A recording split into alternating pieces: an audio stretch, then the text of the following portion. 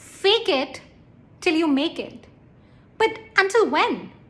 Let's get real.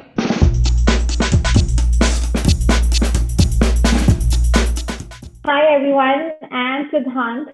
Welcome to Lights Camera Founders. Super excited to have you.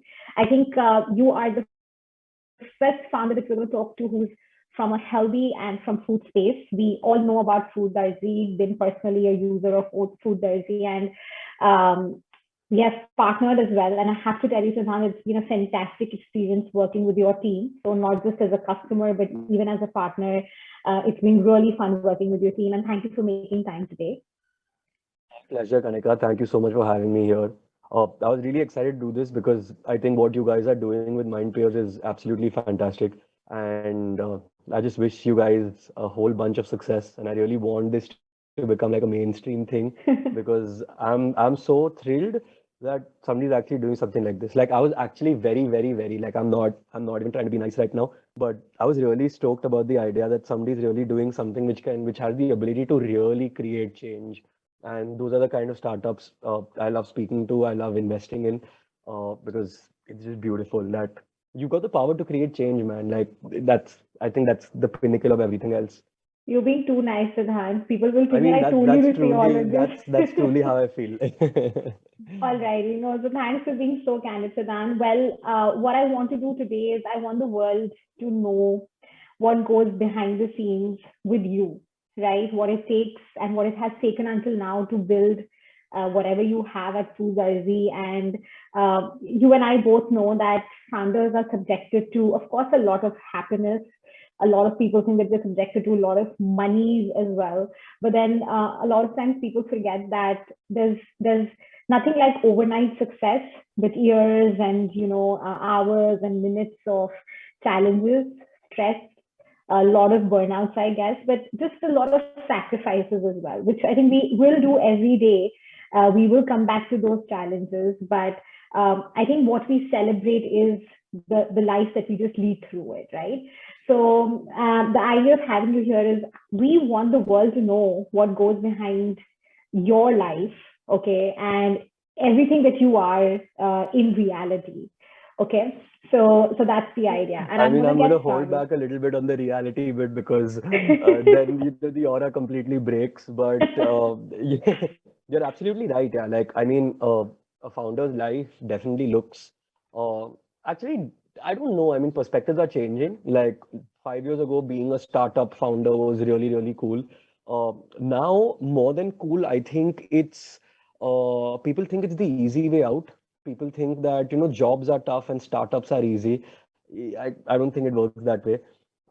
You also mentioned that we do have our share of happiness. It's just that I think as founders, we don't have that bone in us that lets us appreciate happiness. I think we're way too critical of ourselves on most occasions, and frankly, that is quite toxic because I don't remember having a peaceful, happy day per se, at least when it comes to any of the startups that I work on. Of course, yeah, you have personal happinesses at times, Yeah. but then again, you get a phone call from your startup, and even your personal happinesses are no longer really happy. So I don't mean to sound really dramatic. Of course, there are highs and lows to living this kind of a life, but all in all, most of us are going to agree that if given another opportunity, we're very well going to go back and do the same exact thing. So it's not a roller coaster because that just dramatizes the entire situation. I don't think we're Elon Musk to really have roller coaster lifestyles currently, but in our own small way, the kind of startups that we're running, yes, it is a lot of stones and a lot of twigs, but yes, at the end of the day, you do feel happy about doing what you're doing. So, sort of in a Yeah, and you nutshell, if wouldn't I have could it sum any it other up. way. Absolutely. Suman, you've just so beautifully Yeah. put it out. Really amazing. Thanks for doing that. It's a great start to, to get the whole vibe set for this thing. So now the very first thing I want to start off with is, Suman, that I want you to tell us a bit about yourself in one line, except that you're the founder of Food Diary, which we already know. So just tell us something about yourself in a line, which probably people don't know about you, maybe. Okay. Uh, uh, okay, one line is going to be a little restrictive, so I probably will take two. But I dropped out of medicine in the third year. Yeah, I was in my dream college, etc., etc., and it just stopped working for me. So, final year of medicine at Nair Hospital, Bombay, I dropped out. Uh, 7, 8 months later, got some sense knocked back into me. Went back, finished my medicine. The very next day, when my exam results came, started Food Darzi. Have been running this for 5 years.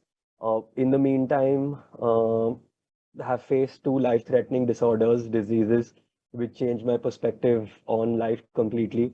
Mm-hmm. Started my second startup a year and a half ago, which is going to change lives again. A year ago, started creating content, focused on that, became one of the larger content creators when it comes to the health space. And I'm now trying to create a wellness community around the influencer marketing space as well. So, trying to do a lot of things, but I don't know how far I'm going to get in doing any of them, but the hustle is on. So now I want to tell you, firstly, few things that you just said. Even I didn't know about it. Like you dropped down, then Barely you anybody went does. back, I just like and what we're doing today, so I was like, chalo, let's be very honest. and the very next day you went and you started Food Diary. And I didn't know that you were hustling on so many things, but I do want to point out that the smile and the energy with which you just share everything, it just shows how much fun you're having building what you are building, right? It just feels very infectious. So I thanks mean, for the sharing smile is that. actually like a defense mechanism. I think Mhm, I cope with humor and I cope with smiling all the time. Like even in the office, that's me as a founder. mhm. I'm just mostly usually always happy because that's my mechanism of coping because I don't think there's anything as difficult in life that's capable of really putting a frown on my face. So that's Right. that's that's what my change perspective is also. So usually, you know what, Siddhant, this is usually my last question. So maybe I'm going to ask you right now, since you said that you're always smiling. Do you cry? I force myself to because Okay. so when I say that, it's difficult for me to cry in general. Like I can recall on my fingertips the number of times in my adult life, of course. And as a kid, of course, I've cried a lot. I've got beatings and I've got hittings and all of that. But I think I can count on my fingertips the number of times I must have cried spontaneously. But I also do understand the effect crying has, and for me, it's a very positive effect. Okay. So a lot of times, if I am feeling a little stressed, or even if I'm not stressed, there are certain scenes, there are certain movies, there are certain songs that can just sort of, spark that chord and can actually help you cry a little bit. And I do that very Mhm. consciously as part of a de-stressing kind of a thing, and I feel great after that. So it's not like I'm weeping, but Mm. just letting go of those tears rolling down the cheeks. I think it's a very positive effect. Yeah, What has I'm so it has glad on you me? said because I do that too. Yeah. It just has that very positive after effect to it. You just feel that you've just let everything out which had built up here, and you're Mhm. somehow just I think that's the magic of emotions, Yeah. right? And having a balance of Like negative I'll and give you an positive both. example. About a week ago, I was watching Gully Boy, and I've seen Gully Boy like 7, 8 times now. There's this Hmm. one scene where, towards the end of the movie, when Ranveer Singh has just gotten selected for the top five, his father comes into his new house and Yeah, tells him that मैंने तेरे से ज्यादा चांद रात देखी है, and अपन जैसे लोग को हमारा सपना हमारी सच्चाई से मेल खाना चाहिए, and he goes back and says कि I won't do that. So that yeah. scene does it for me every time. So that scene's become like a staple that if I ever want to, feel emotional, that's the scene I'm going to go back to. So just giving you an example. You're just giving me thanks for sharing that because I think I know what I'm doing after this interview now. I'm going to watch the movie again. Oh, I love that scene. Thanks for sharing that, Siddhant. Now, so actually, a good leeway to my next question. I want to ask you, what does success mean to you? And whatever it means to you, do you think confidently and say now that you are successful? No, I'm not successful because success to me, and I've answered this once before, that's where I constructed this answer. So it's not spontaneous. I know what I have to say, but success to me is contentment. Like after all these years and after all these turmoils, I understand that success is not earning money or success is not being famous. Success is being content. And that's what is actually very difficult to do. When can you actually say I'm content with life? Barely anybody can. Is why nobody's successful and why achieving success is difficult. Got it. So, but Siddhant, do you think that contentment is a very open-ended thing? But just because It's you not. mentioned, I want to ask your take on that. Like, how do you Okay. define being content? Being content, so there's a difference between striving for more and being content. When I say being Mhm. content, I'm not, uh, being content is being happy with the way life is progressing. That's what I mean being content is, because obviously life needs to progress. If life is not progressing, it's not life anymore, right? So striving for more is always going to happen. Being dissatisfied with your current situation is okay, because that's what helps you move further on in life. But being Yes. content with who you are as an individual, being content with the trajectory your life is taking, being content with your emotions, I think that to me is success. And I don't think I've still achieved that. So, Yeah, but Siddhant, you know what? When you were saying this, I feel that there's so much inner drive and inner motivation that you're carrying with yourself as well, which becomes so important, on some days. right? Because everything that you're hustling with, I'm sure it's the inner drive that is taking you to there. Yeah, And it is saying yeah, that, look, I'm still not content. I'm still not satisfied with everything that I'm doing, yeah. which becomes a very important trait as What well. happens also is that, I mean, I don't mean to say this from an escapist mindset or from a failure mindset, but I think as we grow older, you sort of, and this, it works differently for different people. I'm 27 now, and when I was 22, I was much different. When I was 18, I was much different. And I'm sure that when I'm going to be 40, my definitions are going to change again. But at least what I've felt for myself is, as I'm growing older, things that meant a lot to me 5 years ago don't mean that much anymore. And I was never a person who would actually come and say that success means contentment. Like for me, success was, I need to be famous, or I need to earn a lot of money, or I need to do this and that. But I mean, I'm saying success is contentment because I genuinely believe so. Damn, So, I so relate to that. I'm so sorry to interrupt, but I so relate to that. and I'm not a type A personality, right? So if I was a type A personality, probably even at the age of 40, the only drive in my life would mean to get ahead of somebody else or to get ahead of my own self, but not anymore. So I've got these certain check boxes that I need to fill for myself, for my family, for my partner, if I have kids in the future. And once that is done, I'm okay. I don't want to be a billionaire. I don't want to. I just want enough to be able to sustain my lifestyle. That's all I need. Superb, yeah, superb. So now that let's move towards a more something that I think we all go through every day in our heads, but we don't talk about it much. And I'm talking about fears over here. I want to know, obviously, is there something that I'm sure you have a lot of fears, Yeah. but what are some of the most deep fears that you have which is related to your startup? Oh, that it's overhyped, and that eventually it's not going to yield much, and that so of course I'm in the office and there are people around me, so I'm going to sort of measure back onto how much I want to say, but uh, it is that it's about it. The brand value that has been created about Food Darzi is great.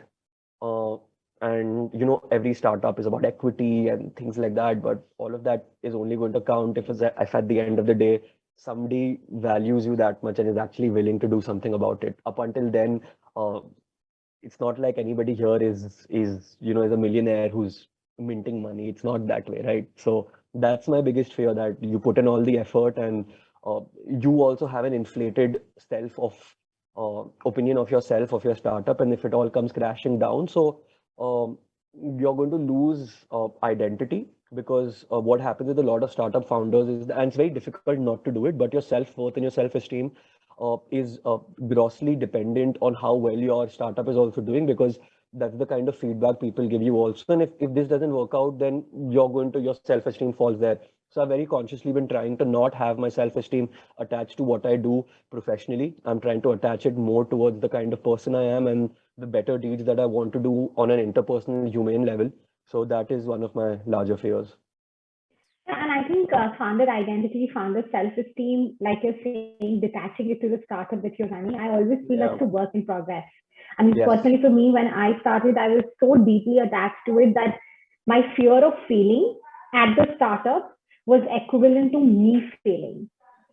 And it's so difficult to dissociate yourself with that because, Yeah. yeah, a lot of times we feel that if something bad has happened at the startup, we would just take it upon ourselves, Absolutely. right? No, that's great, Siddhant. Moving on to the next thing, right? This is a fun one, and I want to know what you say about it.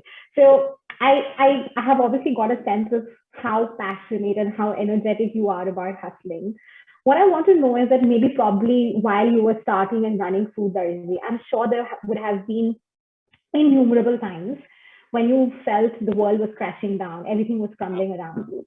Just any one instance that you recount recently, which told you, कि, अब सबसे बुरा हो गया है. इससे बुरी चीज कुछ नहीं हो सकती. There is nothing worse that can happen than this. I mean, question seems a little flawed because I choose to believe that the worst thing is always still to come. So that's always going to be the attitude. But I'll give you an example. So to the world, Food Desi seems like a huge company, right? Like we're in 8 cities and we've got so many people working with us and blah blah blah blah blah. But the reality is that 2 years ago, or actually 1 year ago, in the midst of COVID, uh, so one of the kitchens, the Mumbai kitchen, which is our largest center, is actually situated in a low-lying area. And during one of the rainy days, it there was a flood that took place, and the kitchen was also part of that flood.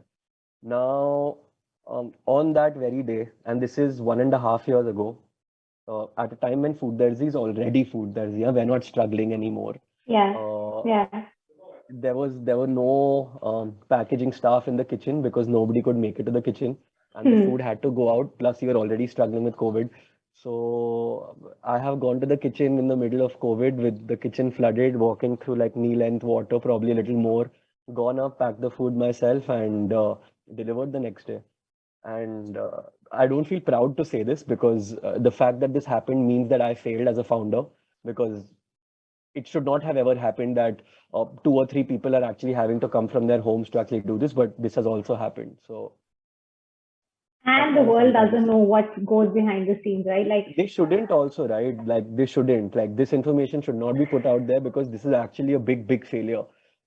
I mean, imagine Britannia ever admitting this to you that someday something like that happened. It's never going to happen. So, but yeah, shit no, but happens. so Siddhant, I think this is where this takes a very interesting stage, right? Like, why would you call this a failure when you know that you're building something? The floods and everything was a very uncontrollable situation, and No, I mean, okay, I'll tell you why it's a failure because yeah, it wasn't the first time that a flood has happened. So I should have learned from my previous mistake. I should have built contingencies around it. It's just that when you're dealing with a service, when you're in a service industry, you're dealing with people. And at the end of the day, you can't control how a person thinks. So yeah, if it's flooded, you can expect them to, wade through the flood and actually come and work for you, but that's not reality, right? Like every yeah, individual thinks about themselves first. So but you also want to deliver the next day. yeah, So you're stuck between a rock and a hard place, and it is a failure because I didn't manage to build my contingency. It is a failure because uh, I don't know. I still haven't figured out how I want to deal with this tomorrow. But yeah, till I can't figure out how to deal with it, I'm going to count this as a failure. The fact that yeah, I had to go there and do it, I don't feel unhappy doing it. I mean, it's my company, so I feel happy that I'm doing mehnat into the company. But the yeah. fact that I had to do it means that somebody else didn't, Hmm. and that again is a failure. It's an Yeah, but operational then failure. I'm just going to put a positive spin to it that you always don't have to know everything that has to be done, and you just have to gradually figure it out as well, right? Like just to make Yeah. you feel less pressured about it. See, that's what I do to myself. Thanks for sharing that, Siddhant. I know it's a very close and something that was very close to you in the sense, and you shared it with us. So I really appreciate that. What I now want to know is where do you get your inspiration from? So are there entrepreneurs that you look up to, someone in specific who has always inspired you in the last 8, 9 years that you've been in the So industry? if I have to be very, very honest, my team is comprised of 4 people. We're four co-founders, and Foodderzi was my first job. Like at the age of 22, I had zero work ethic. I didn't know how to actually work. I hadn't done a job before, and I was what just a medical graduate.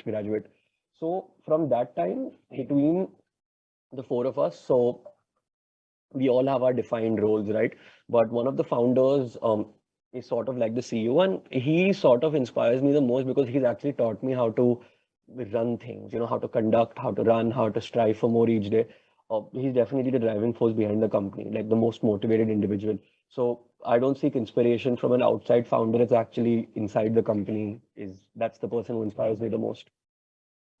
Got it. So now I have this interesting question about fundraising. I just want to get Mhm. your outlook. So maybe I'll just share where this question is coming from. What I'm seeing nowadays is that a lot of budding entrepreneurs are starting their own companies because of the thrill of fundraising.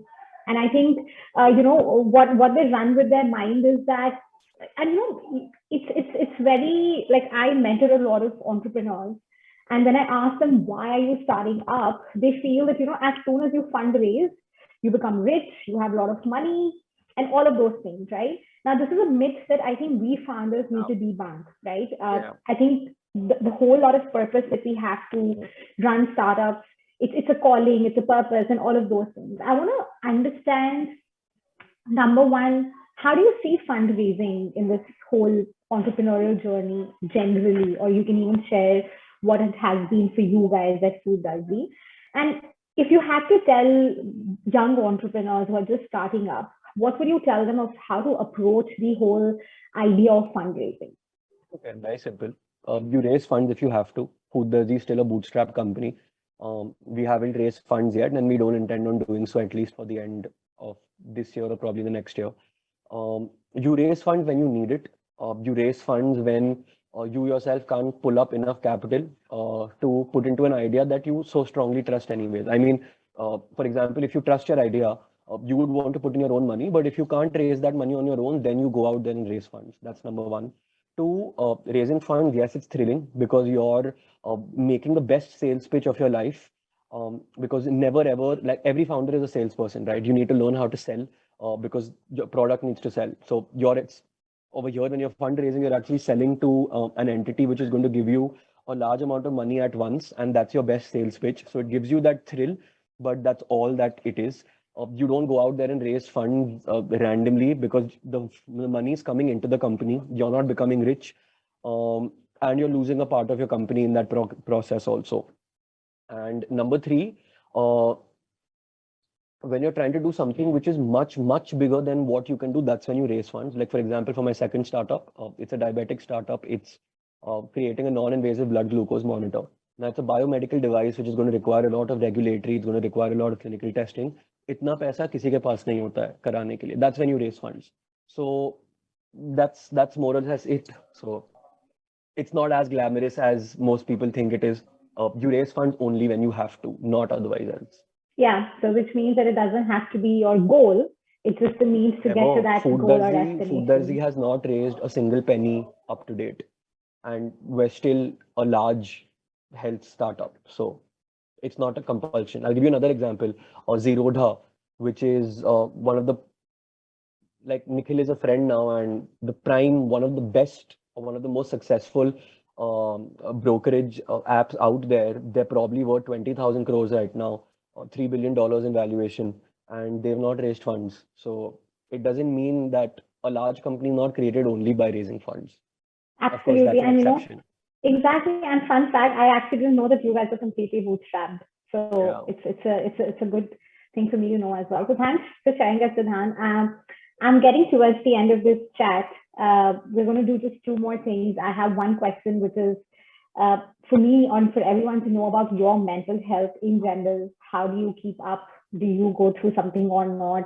If you do, what does your routine look like? So maybe just help us to answer that, and then we're going to just get to a fun segment, and then we're going to end. So, my take on mental health, which very recently again, I sort of read and came to this conclusion about myself that I am very resilient when it comes to my mental health. The way I put it is that every life experience, every hardship, if you've coped with it well, it sort of creates this nice buffer around your brain, like a sponge. So every time something bad happens, you have the ability to absorb and then bounce back. But that's only if you've been coping well. If you've got bad coping mechanisms, which sort of if they give you only a momentary relief, you're not really building that buffer. Then you're fooling yourself, and that's when you need to actually see a professional anyway. Like you can see a professional anyway, anytime in general. So I think that's what I've created for myself over the last 7, 8 years with the kind of things that have sort of gone right and wrong with me. I think I have a very, very uh, deep buffer. So most things don't get to me. Now, of course, I feel upset and all. That's very, very normal. But it's very easy for me to like not feel upset. So I So it's think been a gradual process becoming maybe thick-skinned because, very, very thick skin. But I'm not saying I'm not impenetrable. I'm just saying yes, I still uh, I feel affected by everything that is going on around me. It's just that none of these things linger anymore. got it. Cool. Thanks, Siddhant, for sharing that. I just have maybe a minute of fun segment with you. It's called our fun rapid fire, just to know more about you from a personal sense. So we're just going to have 5 to 6 questions for you there, and then we will be towards the end of the chat. So let's just get started. Yeah, it's going to be very fun. It's like a this or a that. So you just have to choose whichever you prefer. Cool. Perfect. Okay, let's start. So coffee or tea? None. None. What do you drink None. then? Nothing. I don't do stimulants. You don't. Okay, No. cool. All right. Beach or mountain? Mountain. So Mount, and given that you are based out of Mumbai, I think Yeah, I'm getting a 100%. love for mountains from there. All right, cool. Work from home or work from office? Office. Office. So Yeah, for sure. you, It's way more productive because you're anyways working like 14, 15 hours a day. So it doesn't matter whether it's the office or it's at home. yeah, yeah. All right. Um, School life or college life? Oh, college life. I think I grew a personality in college. In school, I was all about just studying and being first in class and all of that. College is Hmm. when I developed as a person. So college. Got it. Morning person or night person? Oh, very honestly, both because Hmm. I actually am awake for majority of the day. I don't sleep too much in general. So Okay, I'm awake in the morning, I'm awake at night. So that's a got it. very, but ठीक है, सच्ची सच्ची तो night person. Such. Got it. So then I actually, just personally, I was very curious about something, right? And I just wanted to ask you now that we're in this conversation, this last thing. Um, because food diary, is all about good food, healthy food, and all of those things. I wanted to ask you, what does your food routine looks like? Do you have cheat meals? Are you always like always on like a keto or a vegan sort of a diet? Just want to know what's it like for you personally. So, for a while, I was on keto for an extremely long period of time, about 2, 3 years. The last 2, 3 years have been quite bad in terms of. So, one of my coping mechanisms is also food. This is the unhealthy one. Uh, I'm never going to categorize it as a binge eating disorder, but I'm pretty sure I have it.